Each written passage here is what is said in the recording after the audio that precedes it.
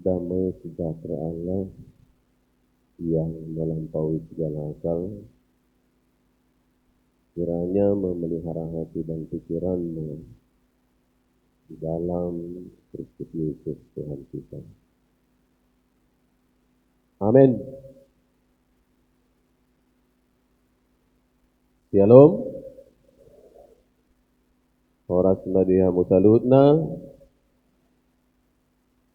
Jua-jua Bantakrina, Jua-jua Bantakrina. Bapak Ibu saudara-saudari yang terkasih, sudah saatnya kita untuk merenungkan firman Tuhan yang ditetapkan bagi kita pada hari Minggu ini. Terambil dari kitab Mazmur.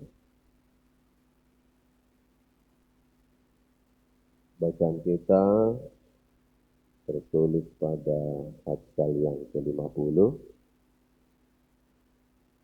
Namun yang menjadi bacaan kita adalah dimulai dari ayat yang ke-7 sampai dengan ayat yang ke-15.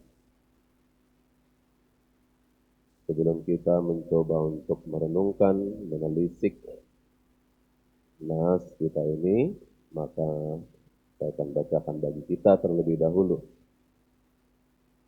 Oleh karena itu, mari kita ikuti secara bersama ayat 7 sampai dengan ayat 15. Dengarlah, hai umatku, aku hendak berfirman, hai Israel, aku hendak bersaksi terhadap kamu. Akulah Allah, Allahmu. Bukan karena korban sembelihanmu, aku menghukum engkau. Bukankah korban bakaranmu tetap ada di hadapanku? Tidak usah aku mengambil lembu dari rumahmu atau kambing jantan dari kandangmu, sebab punyakulah segala binatang hutan dan beribu-ribu hewan di gunung. Aku kenal segala burung di udara dan apa yang bergerak di padang adalah dalam kuasaku. Jika aku lapar, tidak usah aku katakan kepadamu, sebab punyakulah dunia dan segala isinya. Daging lembu jantankah aku makan? Atau darah kambing jantankah aku minum? Persembahkanlah syukur sebagai korban kepada Allah, dan bayarlah nazarmu kepada yang maha tinggi. Berserulah kepadaku pada waktu kesesakan, aku akan meluputkan engkau, dan engkau akan memuliakan aku. Demikian pembacaan kita. Bapak Ibu, saudara-saudari yang terkasih, catatan yang pertama adalah odo pehami marhubas di tongan-tongan hiriat tahun nang penang di titikon na kening rupani hadirian nami alai kita bay majolo taringot titik tinggi jala ahama sibut surina ben napolatol sami marpungo masarvita pala de basang matutu guar namin na kening padita South Horas Kelitonga inata padijabu borusilalahi na tua-tua na manubuhon omak na manubuhon kami borusilalahi na manubuhon bapakku boru situ morang luban nahor toluma dadana di pasahat tuhata tuhami boru nunga dua marhasohotan kadanay nama na tumarhasohotan na tamat sekolah alai dang rodo pe jodohna Nakuboto manang nadong barani duli-duli sian huriat tahun ro martadang tiga gunami silahkan alai dakuboto molo hupabua andon sian dia asalku jadi ragu perasaan muna nang pe marga silitonga au alai anggo kelahiran parlilitad do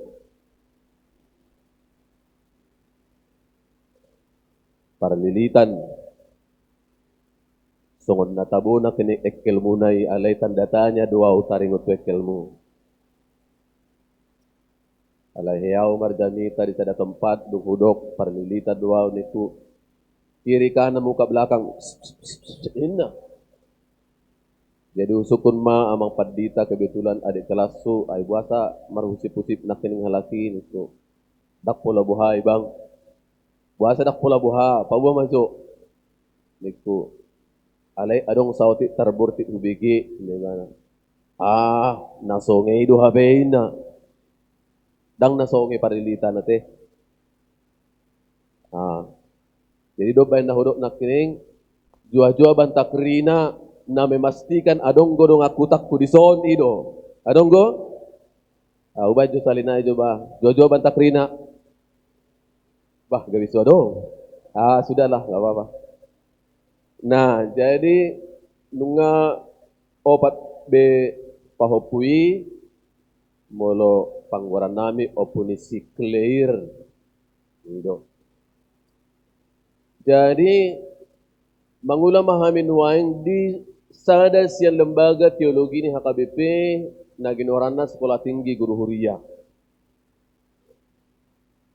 Mudah-mudahan nunga adong alumni sian huriat tahun baik sian STT, STGH, Diakones, Bible Pro, ngadong abang? Ngadong? Sudah ada? Ya, terima kasih.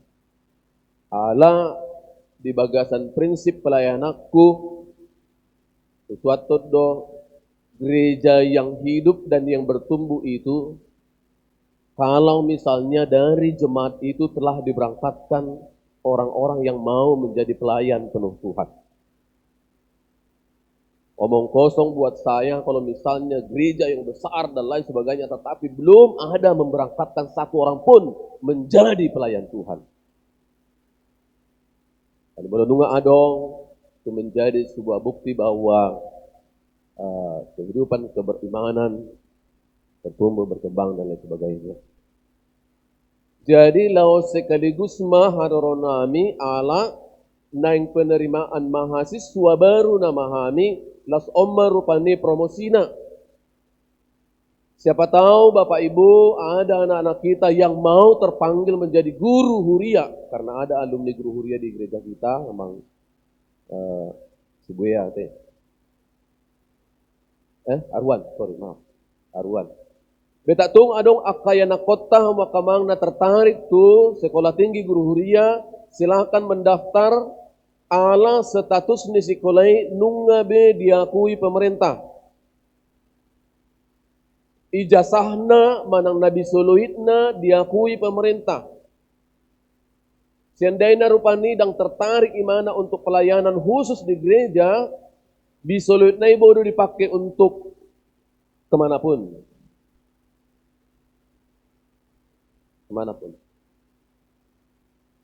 Jala marhite-hite pucu pimpinan di Prio di Nasalpu ditugas sodo STGH laho menerima mahasiswi. Jadi dakolan bawa be parupuan anak-anak gadis kita kalau misalnya tertarik mereka silakan. Nah, cuman di bagasan prosesnya memang taunido somalna dibahan kebijakan alai fasilitasna ipata danga dong dope alai ikon 1 tahun ma programming. Jadi nunga 4 tahun tarekrut mahasiswi di STGH, jumlah nasida nuaing 52 halak. Alai tambak manusia memang alanga meja hijau nasida di minggu nasalpus sekitar 15 morumai. Alaina selama 4 tahun non, aladangan udope pemondokan nasida khusus spesifik tu mahasiswi. Jadi di bayan pimpinan atas nuaing mas tugas nami rupanillah patupahon pembangunan ini. Rencana nami 2 tingkat, onom kamar ma setingkat, 12 ma anon. Biayanya sekitar 3,5 M. Kebetulan nga mardala bebana tahap pertama ale marutak kami di tahap pertama 50 juta. Ala onom ras 50 juta, gabi 50 juta. Jadi ido na hucur haton 2 minggu nasal put mamang padita, boy do amang rupa muhami taring suci, baboy rohamu gitu. Jadi mauliate ma di huriaon ala adong kebijakan na spesifik hubere kami papupilian hita. Anggo biasa na holan kacang dohu buah kami ala ido na adong di Simanukali diaha di Sipoholon harga 10.000 dikonversi ma gabe 50.000. Jadi molo tertarik kita anon rupani untuk berpartisipasi di kegiatan ini adong go buah kami kacang boy mata konversi rupani na 10.000 gabe 50.000. Alai molo sabado anon siani baterserah kita ma. Ba pucuk dicinta ulam tiba ma ate hamuak ka amang do taminang na siyan tibing tinggi kan? Apala rohami ba rohamu kan? Bau rasa anon saras bukus selesai do no beno munay. Iya kan? Ala nyaha. Ala luar biasa na kining edde munay. Tidak di sini kining tunjukkanlah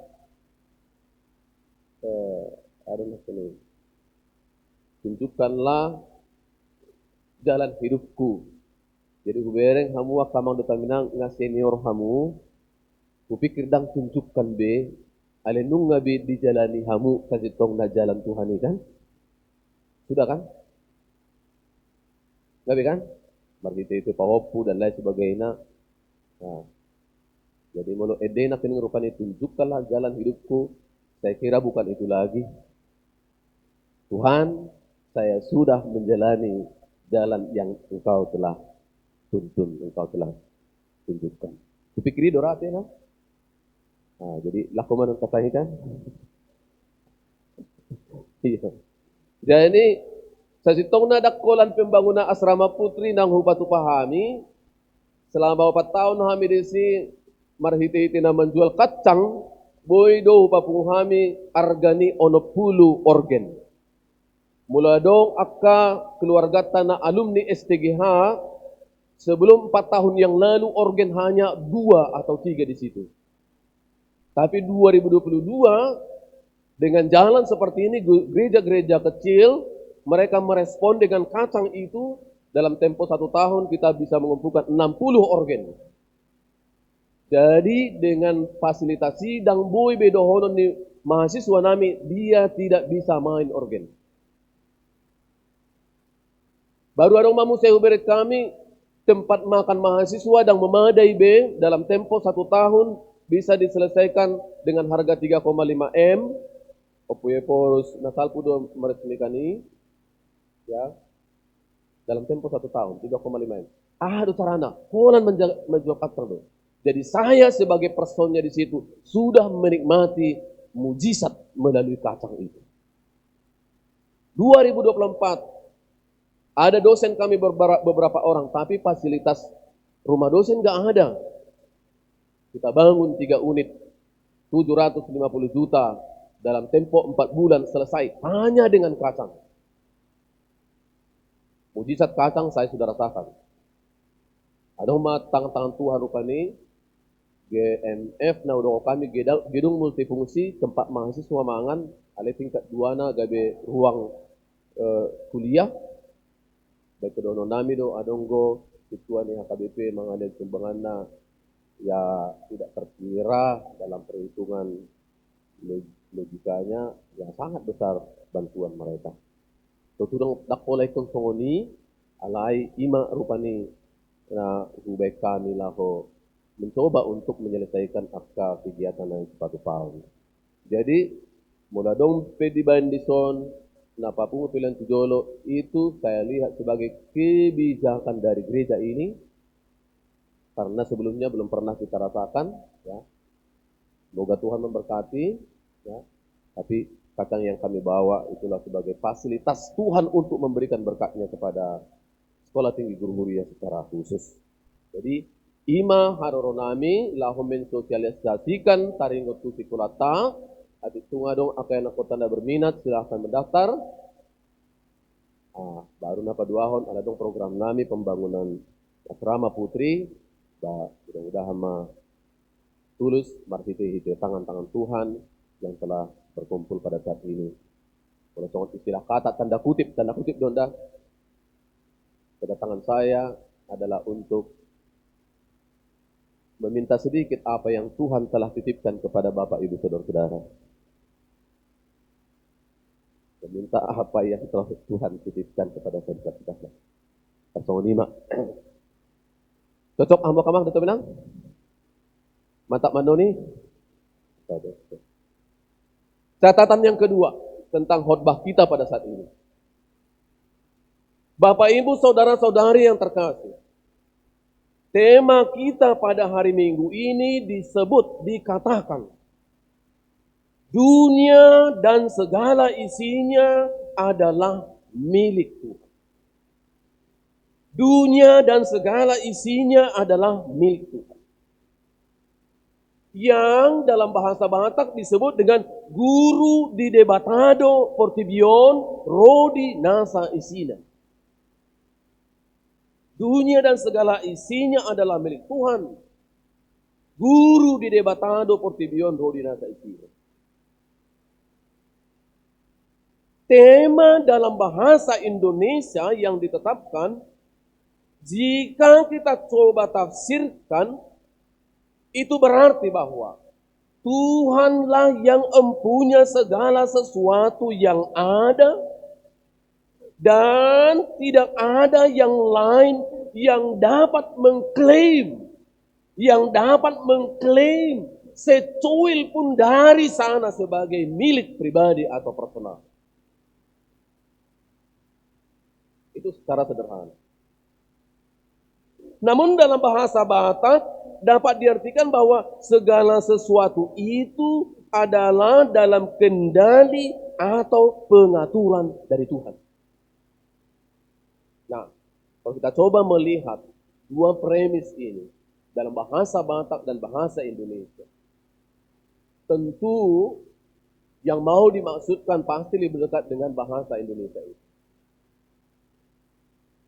Apabila kita bandingkan kedua premis ini, dapat kita simpulkan bahwa tema dalam bahasa Indonesia itulah yang lebih tajam, lebih bermakna, lebih harus kita lihat apa yang menjadi maknanya.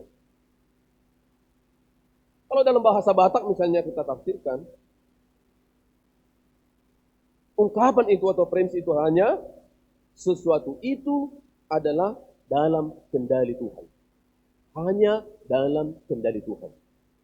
Bahasa Indonesia adalah Tuhan yang memiliki. Bahasa Batak dalam kendali Tuhan.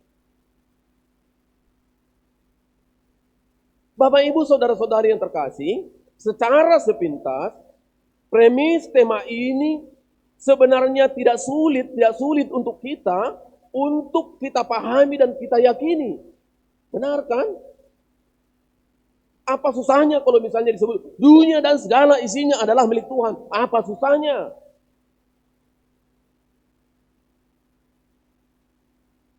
Karena apa? Dalam Alkitab kita, pada pendahuluannya yang terdahulu sekali, bahwa Tuhan sendirilah yang menciptakan langit dan bumi segala isinya, dan Dia menjadikannya itu dari yang tidak ada menjadi ada. Seperti yang disebutkan oleh Thomas Aquinas, creatio ex nihilo, Tuhan menjadikan dari yang tidak ada menjadi ada. Itu ungkapan, itu ekspresi dari Alkitab kita. Lalu dalam Kejadian pasal 2 ayat 1 sampai 2 misalnya dinyatakan bahwa segala sesuatu itu dijadikan Tuhan dalam 6 hari. Kita sudah pelajari itu. Nah, oleh karena itu sangat sulit untuk menyangkal premis tema kita ini yang menegaskan bahwa dunia dan segala isinya bukan milik Tuhan. Sulit. Kalau seandainya ada premis yang mengatakan dunia dan segala isinya bukan milik Tuhan, sulit untuk kita terima. Kenapa? Karena Ia yang menjadikan, sudah barang tentu bahwa Ia juga yang memilikinya. Memang benar, pada pasal 2 ayat 15 diterangkan pada kejadian itu, bahwa seluruh ciptaan kemudian diserahkan kepada Adam, namun hanya untuk mengolah dan menjaganya. Dalam bahasa Batak disebut di paula-ula jala diramut. Di paula-ula jala diramut. Diolah dan juga untuk menjaga. Lalu ada seorang teolog yang bernama Eka Seman mengatakan, he has not to be owner, just only to manage. Manusia itu bukan menjadi pemilik, tetapi hanya untuk memanage, mengatur, mengolah, mempergunakan sejauh mana sesuatu yang Tuhan jadikan itu bermanfaat, berguna bagi kamu. Minaibana. Nah, Bapak Ibu Saudara-saudara yang terkasih, tentu kalau kita lihat dua bacaan kita, baik 1 Korintus, baik misalnya Mazmur 50, sangat tegas bahwa tema ini terinspirasi dari, kalau dari epistel misalnya 1 Korintus 10 ayat 26, jelas disebutkan di sana. Bumi dan segala isinya adalah milik Tuhan.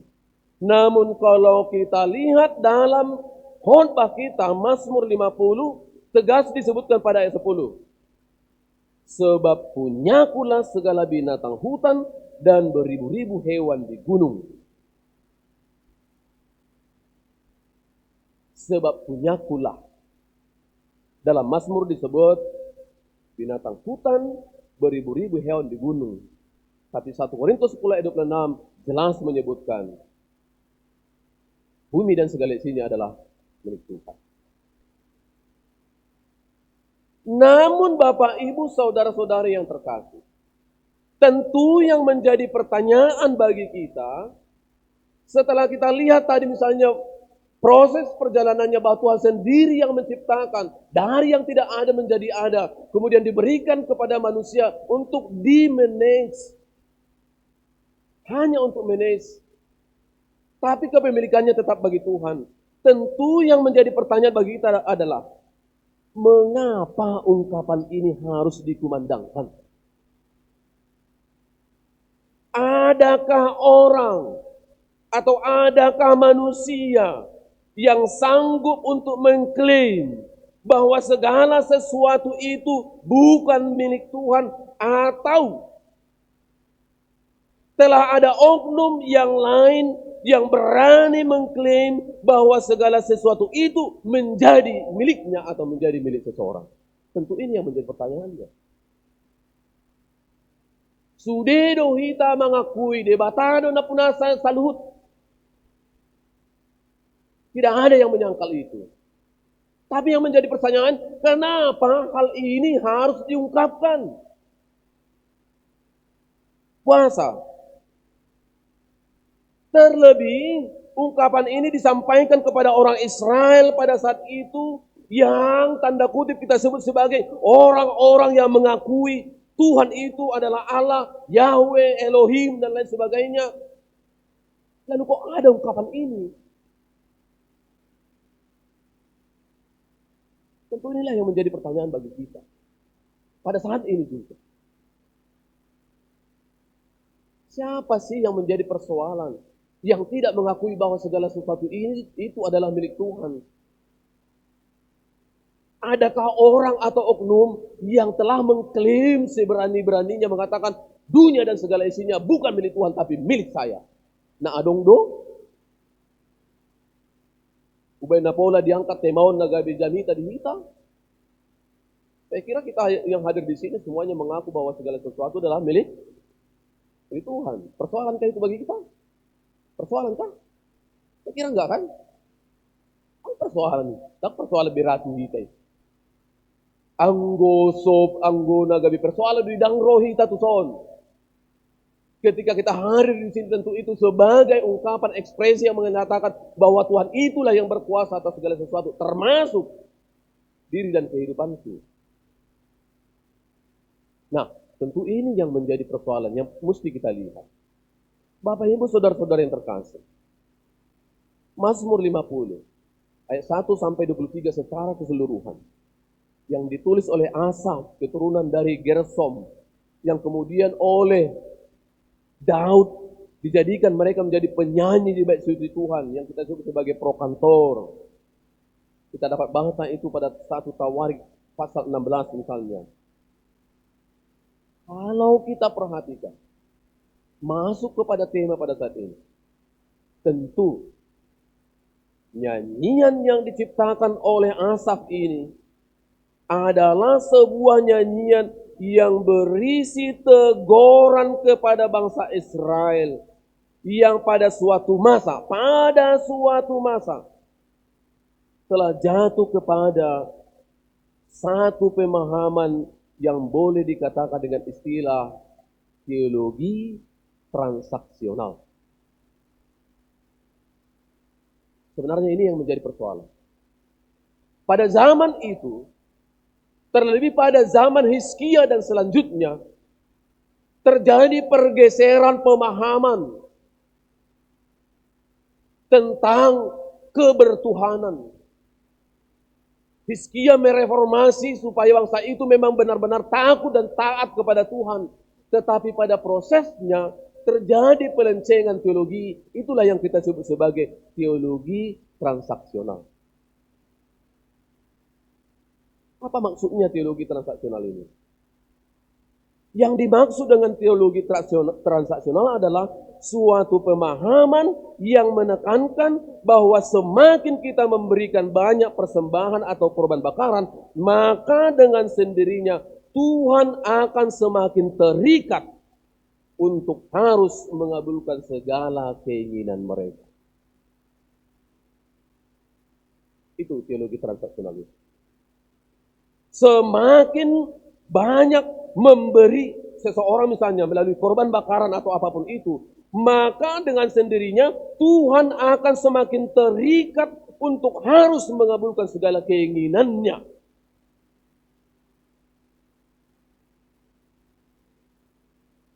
Artinya, semakin banyak korban yang diberikan, maka semakin nyamanlah hidupnya. Semakin amanlah hidupnya. Semakin tidak perlu lagi menakuti segala sesuatu pun, kendati pun dia melakukan kejahatan atau dosa yang tidak diinginkan oleh Tuhan. Itu makanya nanti kalau kita baca secara keseluruhan sampai pasal ayat 23, kita akan lihat ya, seperti itulah hasil daripada teologi transaksional itu. Hal tersebut pernah terjadi pada zaman reformasi Martin Luther yang disebut dengan surat Akhlak itu. Semakin mereka memberikan banyak uang, semakin bergemerincing persembahan mereka, maka semakin banyaklah berkat dan seolah-olah semakin terhindarlah mereka dari konsekuensi dari kejahatan apapun yang mereka lakukan. Itu yang menjadi persoalan. Teologi transaksional ini, orang Israel beranggapan bahwa persembahan mereka itu, entah itu berupa kambing, domba, atau lembu, dan lain sebagainya, dengan sendirinya mengikat Tuhan terhadap keinginan mereka. Persembahan sedikit seolah-olah akan mendatangkan murka. Seperti bacaan kita tadi itu. Bukan karena korban persembahanmu aku menghukum engkau. Ayat 8. Seolah-olah karena kecilnya persembahannya maka Tuhan murka kepada dia. Namun ketika semakin banyak persembahannya, semakin Tuhan tidak berdaya untuk menegur dia. Semakin kecil persembahan, seolah-olah semakin murka Tuhan bagi dia. Ketika semakin banyak persembahan, semakin seolah-olah Tuhan tidak berdaya berhadapan dengan dia. Tidak kan? Gabeso tolak Tuhan ilau makatai gitu. Alanunga terjadi transaksional. Kita lihat ayat-ayat yang berikut itu setelah ayat 15 misalnya. Entah mereka itu ya, berkawan dengan pencuri, entah mereka itu melakukan kejahatan, entah karena mereka itu bergaul dengan orang berzina, entah mereka itu mulutnya mengucapkan yang jahat, entah lidah mereka juga menipu daya, entah mereka juga mengatai saudaranya dan menfitnah anak-anak ibunya. Ayat 18 sampai 20, kita lihat di situ. Ayat 18 sampai 20. Seolah-olah Tuhan tidak lagi berdaya untuk menegur mereka. Melutung bangulah najahat peau ala nunggah hulean dang tolak betuhani laho menegur.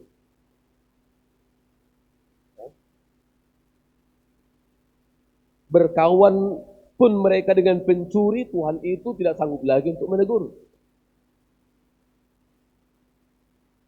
Bergaul pun mereka itu dengan orang berzina, Tuhan itu tidak lagi mampu untuk menegur.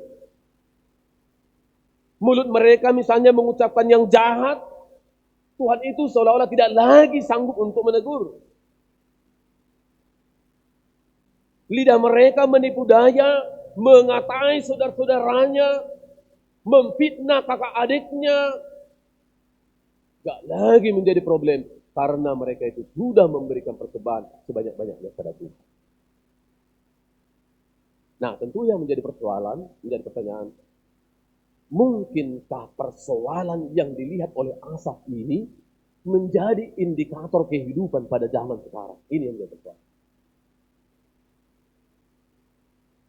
Entah misalnya tidak kelihatan secara kasat mata, namun adakah prinsip yang tertanam dalam hati orang-orang yang mengatakan, saya sudah memberi, maka Tuhan tidak akan ada lagi hubungannya dengan apa yang saya perbuat. Danga dong be, wasom ada Tuhan lau menegur au, ala nunggah hulean persembahan. Daftarnya kejahatan itu didatakan pada ayat 18 sampai 20. Dan itulah yang dilihat oleh Asaf berkembang pada kehidupan orang Israel pada saat itu. Entah juga menjadi persoalan dalam kehidupan kita. Entah juga. Entah maju dokter. Siapa tahu ada orang misalnya melakukan kejahatan seperti berkawan dengan pencuri. Saya sudah beri persembahan. No problem. Bergaul dengan orang berzina, no problem, saya sudah berikan persembahan. Mulutku mengucapkan yang jahat, no problem, saya sudah memberikan persembahan. Lidahku menipu daya, no problem, saya sudah berikan persembahan. Mengatai saudara-saudaraku, kakak adikku misalnya, no problem. Karena sudah saya memberikan persembahan.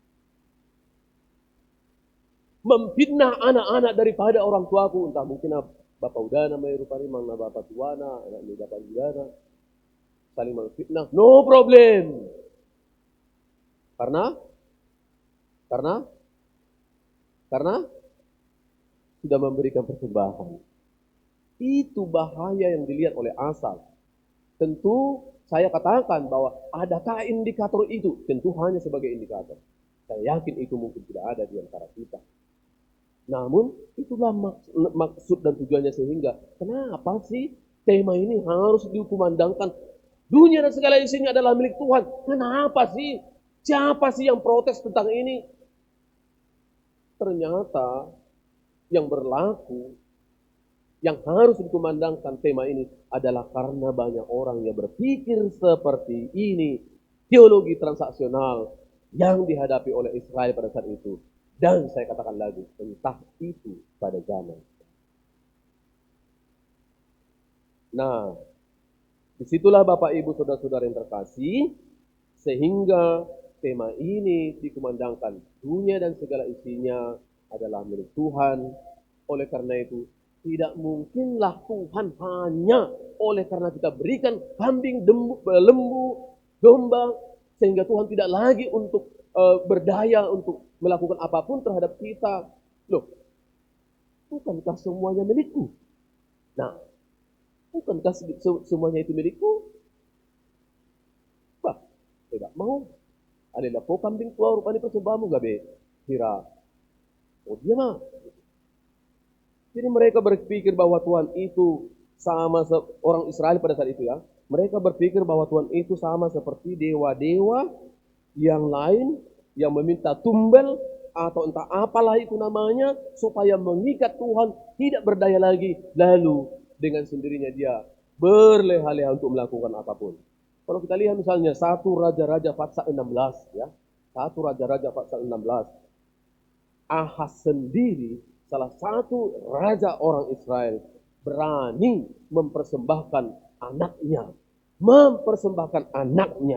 kepada dewa-dewa demi untuk melakukan atau memenuhi pemikiran teologi transaksional itu. Raja Ahaz sendiri siap untuk mengorbankan anaknya untuk memenuhi pemikiran yang sebut. Kalau saya memberikan persembahan ini, maka Tuhan harus tunduk kepada saya dan dia tidak berhak untuk melakukan apapun terhadap saya. Kendati itu saya melakukan kejahatan atau kesendirian.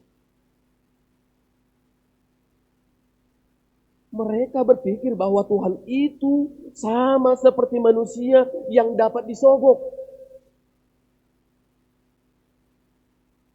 Mereka berpikir bahwa Tuhan itu sama seperti oknum yang dapat membelokkan yang benar menjadi yang salah atau yang salah itu menjadi benar. Seolah-olah mereka berpikir.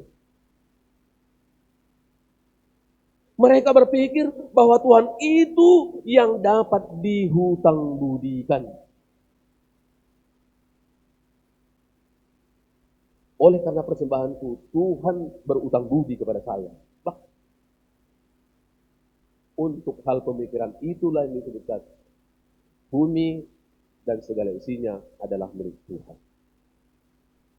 Mau lihat kopi rupani kambing domba, sebandingkah itu dengan segala sesuatu? Adakah bandingannya itu? Tidak ada. Untuk hal inilah Tuhan menyindir mereka yang menganggap Tuhan itu adalah Allah yang miskin papa, yang tidak memiliki apa-apa jika bukan oleh pemberian persembahan. Maka Mazmur ini hendak menegaskan bahwa Tuhan tidak membutuhkan apa-apa dari manusia. Jikapun kita memberikan sesuatu itu karena kita sudah menerima banyak hal dari Tuhan. Tuhan tidak membutuhkan apa-apa dari manusia. Karena ia sendirilah yang empunya segalanya. Justru kitalah yang butuh Tuhan, karena dialah yang empunya dunia dan segala isinya termasuk diri kita sendiri.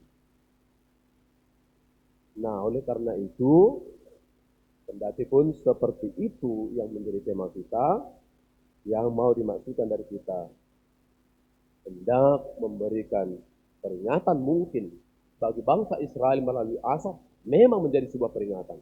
Tetapi bagi kita, bangsa Batak hidup sebagai lumba-lumba. Sebelum terjadi hal yang seperti itu, maka tema ini bersuara untuk kita. Tuhan tidak membutuhkan apapun dari manusia. Jangan pernah berpikir bahwa Tuhan itu dapat disogok atau dibeli. Jangan pernah menganggap bahwa Kita berjasa kepada Tuhan oleh karena pemberian atau persembahan kita. Jangan sekali-kali. Perbuatan Tuhan dalam kehidupan kita bukanlah merupakan balas jasa atas perbuatan dan kebaikan kita. Sepakat sama kamar tenang? Sepakat? Nah, ayat 14 sampai 15 hanya itu yang Tuhan inginkan. Mengucap syukur sajalah dalam kehidupan ini, hanya itu yang Tuhan inginkan. Lalu ketika kita menghadapi segala sesuatu dalam kehidupan kita, tidak perlu oleh karena persembahan terlebih dahulu, maka kita diberanikan untuk berbicara kepada Tuhan. Cuma auditiki hari di hagukutanmu, tidak ada persyaratan. Berikan dulu persembahanmu, maka aku akan menjawabmu. Tidak sama sekali. Tapi datang dulu, ngomong dulu, cerita dulu, ungkapkan dulu. Tidak ada persyaratan apapun. Karena akulah yang punya bumi dan segala isi. Mari kita nikmati bertuhan. Karena dia yang punya, tentu dia tahu akan memberikan apa yang terbaik dalam kehidupan kita. Amin. Terima kasih Tuhan atas firman yang telah kami dengarkan. Awalnya